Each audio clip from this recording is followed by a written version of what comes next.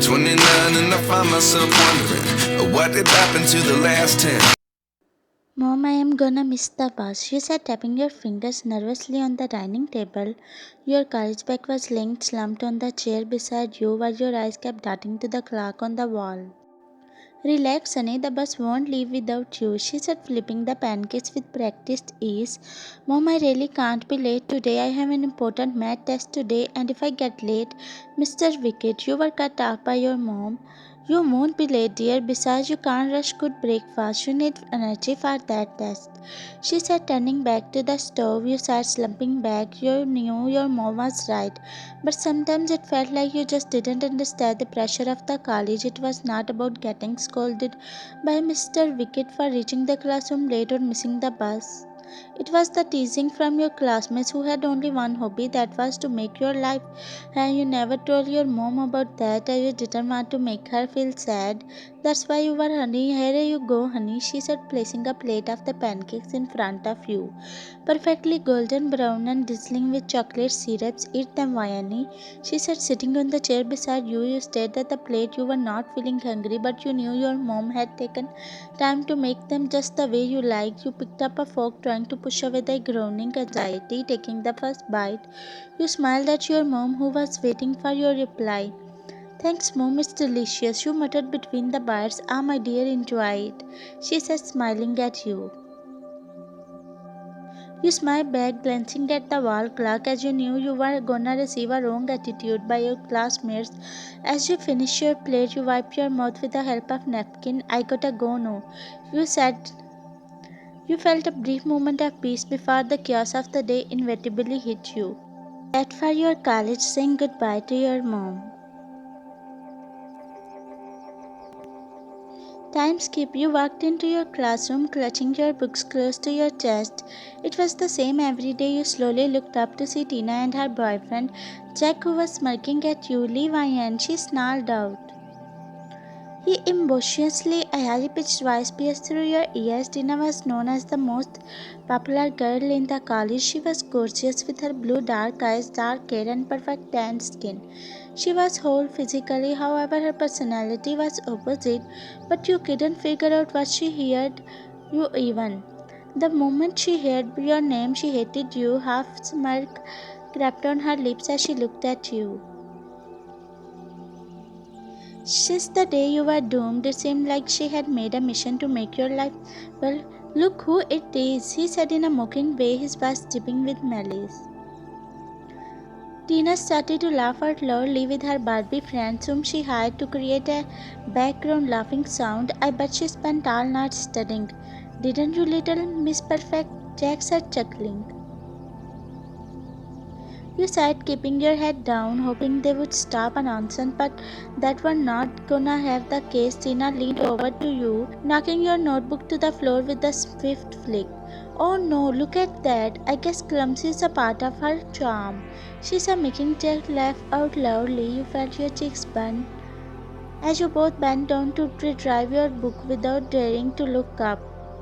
It was Jeonjungkook, the college infamous bad boy whose name was enough students. He was sitting in his usual spot, leaning back in the chair, his cold and unreadable gaze.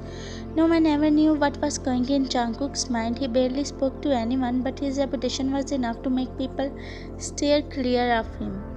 Some said he would be in fires, others whispered about his dark past. No one knew it clearly why he was like that, but all they knew that he was dangerous. There was no denial. He had never taken interest in any other one's matter. His sharp, icy eyes were following Tina and Jack's every move, but he was not making any attempt to intervene. As you picked up your books from the floor, you stood back up, holding your backs to your chest. Maybe we should help her to stay on her feet, she said, a smirk tugging across her lips. You barely had time to react, as before you felt a hard shove against your tiny shoulder. You stumbled backward. You could hear their laughter and loud giggles just as you were about to hit the floor. As a strong arm wrapped around you, everything happened in a blur. One moment you were falling, and the next moment you were pressing against the You slowly opened your eyes and looked up. It was Jungkook staring at you with his dark, intense eyes. The classroom fell into a stunned silence. Jungkook stared at Jack and Tina, who were too shocked to speak. "That's enough," he said in a low voice, but it held a dangerous edge that sent a chill through the classroom. "Jeonjungkook," she stammered. Jungkook didn't respond to her. Instead, he glanced down at you, his arms grabbing your waist. "Are you okay?" he asked gently. You nodded, not daring to look into his dark eyes. Jungkook turned his cold gaze back to Tina and Jack. "Next time, try picking on someone who will fight back," he said, glaring at both of them. They both swallowed hard. "We were messing around, dear. No need to worry." She faked smile at you. Jungkook took a deep breath, releasing you. He took a step forward to Tina and Jack. "I know you were messing around, but if I see it again, you won't like what happens next," he said in his deep voice. They walked out of the classroom while you looked at Jungkook with a smiley face. He didn't respond and went back to his seat. You stood there for a moment, still processing what had just occurred. You had never expected that Jungkook will take your side. Once both the bad boy of the college stood up for me. The boy who doesn't interfere in anyone's matters suddenly takes stand for me. He never behaved like that. He hurts those who to say a word about him, otherwise he reasons silence. But why he got up for me and saved me? Well, I have a secret which I have kept in my heart the day I saw him for the first time. It would shoot cliche if I say that it was my first sight, but it's true.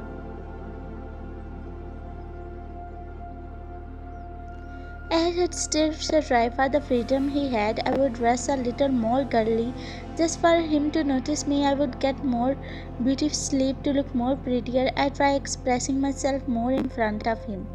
I had been nerd, he had been bad. Still now I was soft, he was so tough. I was quiet, he was loud. I always held my tongue, remained quiet, but he said every word that he had mind. The boy who never showed interest in me took side. All of a sudden, he shut their mouth in few minutes. Now he is sitting on his seat using his mobile phone. Suddenly someone tapped on my shoulder. It was Lily, my friend, who just entered the classroom. Though she looks snuddy, big round glasses, braces, two ponies on each side, and very rosy cheeks. But let me tell you, this little nerdy girl is all what I wanted. Her dad is a professional karate trainer while her mom is a boxer. No, you can guess what Lily is. Well, she is both, and I felt lucky to have her as my friend. She was not showing up to the college, so she was taking a leave.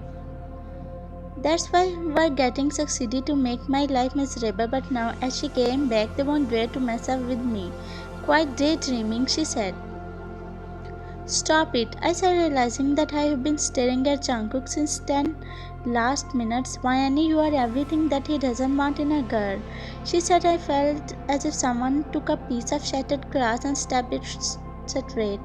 "Then what he wants in a girl, I will become what he wants," I said, glancing at him as he was typing something on his mobile. "If I knew, I would have become that long ago," she said, and I rolled my eyes. "Come, let's go to the cafeteria. Don't look at me like this.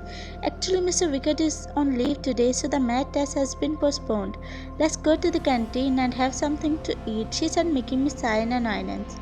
"You go, I will come later. I'm not feeling hungry," I replied, looking at her face. "Okay, I also won't go then," she said, crossing her arms over her chest. "No, Lily, there is no need. You go. I know you have not eaten anything since the morning, so you go and something eat."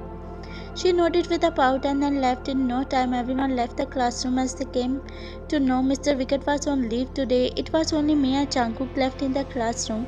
He was still using his mobile phone while I was looking at his face with teary eyes. Today, when Lily told me thank you, Jungkook doesn't like a girl like me, my heart shattered into millions of small pieces, cause I dream about him every night. Or she could say simply that he doesn't like girls like me. Tears stained on my red cheeks, and I was trying my best to minimize my hiccups so he couldn't hear them. I threw my head on a desk and started to cry out when suddenly I heard a familiar voice coming from ahead. I looked up to see Jungkook looking at me. His arms were crossing over his chest as he was looking at me, as if I looked like OMG. Suddenly I remembered that I had applied mascara in my eyes. Without looking up at him, I tried to put my hand inside my bag to search for the tissue. But then he extended his hand to me. I looked at his hand, which had tissue paper. I quickly snatched the tissue from his hand and started to wipe off the mascara. Are you okay? He asked, his voice gentle as he leaned on the chair next to me. I shook my head no, trying to hold back a big sob he started making me gulp down. What happened? He asked. What should you do if you someone but they don't beg? I said between the sobbings. Oops, it's quite serious. You should simply confess to that person, or if your confession doesn't make that person fall for you, you should stay quiet, he said, making me whine. No, I can't. Listen, it's not easy. I can't let him go so easily, I said, sobbing heavily. If you can't let him go, then hold his mouth and stop him, he said, placing his hand on his knees. He got up, looking at my face for one last time, and he left the room. Time skip at home. Are you sure you will be okay without Dad and me? She asked unsurely, helping me to pack my suitcases. Actually, my parents are going to Busan, to my aunt's house. They would surely have taken me along with them, but as my tests are going on, so they didn't want to take me along with them, and I also don't want to go with them because my aunt has a greasy son and I don't like him. They are going in Busan for a week, so my mom doesn't want me to stay home alone for such a long period. That's why she is sending me to her friend's house, which is not far away from our house. Though I insisted her that I have grown and I can stay home alone, but she didn't listen to me. Now she is helping me to pack my luggage as we are leaving for her friend's house. I'll be okay, Mom. Don't worry, I said and zipped my suitcase. Dad honked the horn from the outside. I would grab the suitcase and rush to the downstairs. We sat in a car and left for her friend, so it took us almost 20 minutes to reach the address. Dad helped me fish my two suitcases from the car before dropping them onto the pavement. Take care, she said, rubbing my cheeks. I smiled reassuringly and nodded my head in yes. I will be right, Mom. It's just a week, I said while dragging one of the suitcases behind me and followed Dad up to the brick. Mom was trailing behind me with the other suitcase stowed behind her. Before we leave for the airport tonight, we will drop off your third suitcase. That would be enough for you to last a while until you need to get more stuff from home. I glanced around the house, which is one-story Bangalore-style home with wide windows and a car porch. Reaching the front door, Dad pressed the doorbell and we waited for a few seconds until an old lady came out. I looked at her with narrowed eyes as I could feel that I had seen this lady somewhere else, but where? Hey, welcome home, she greeted, making a space for all of us to enter in. No, Mrs. Jeon, we will leave now, he said, smiling. By the way, where is Jungkook? She asked, making my eyes widen in a shock as realization hit me. Mrs. Jungkook, I thought in my mind. So I am going to stay in Jungkook's house for next 1 week. This lady is her mom. Oh my, how will I stay with Jungkook, my crush? Okay, we will leave now. Please take care of Vian. She spoke, breaking the chain of my thoughts. Of course, she is so pretty. I will take care of her as my daughter. She smiled warmly at me. Her smile was comforting and kind, which made me feel relaxed. Saying goodbye to my parents, we walked inside the house as she made me sit on the couch. It will be fun having a girl in this house, car is so tiring living with two males, Jungkook and her dad, she said nonchalantly, nudging my tiny shoulder. Well, I have a son. He's of your age. Would you like to see him? His room is upstairs on right hand, the white door with no entry poster. She forced a smile, making me feel shy. Okay, but I will meet him later soon time. What if he thinks that I come to this house intentionally? Oh, don't be shy. He won't, she said, making me chuckle shyly. Well, I had no other option than getting up, so I got up like a good girl and walked to the upstairs. His room has no entry signboard, I said to myself while looking at different closed doors. Finally, I reached the room. As I was about to knock it, someone unlocked the door and I, being clumsy, fell on top.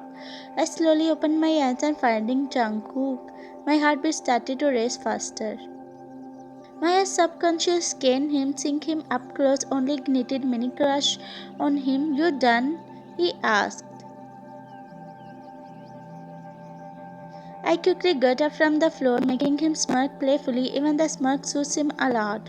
I'm sorry and don't get me wrong, I didn't come here for you. I said, taking a sad friend of mine behind. Jungkook didn't reply to that as his eyes began to look at my face.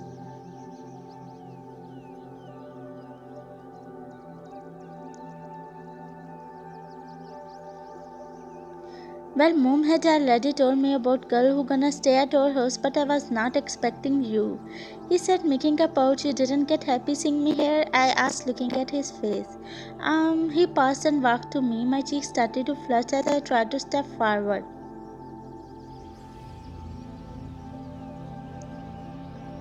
If you can't let go anyone, just you, he said, making me frown. Before I could realize, he smiled at me.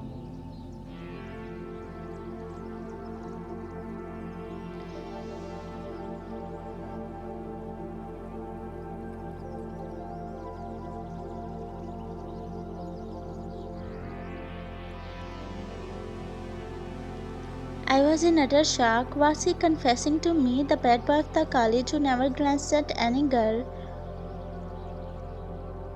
3 days later, Arthur's poor Mrs. Jeon was not home as she had left for company.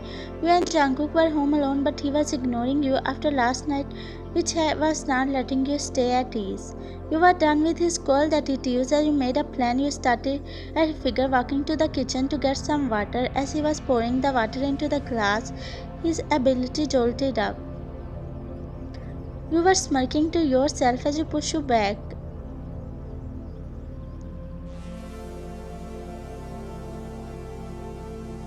You thought he would do some jiggle and wiggle, but instead he walked to you. You need some attention, he said, making you gulp down.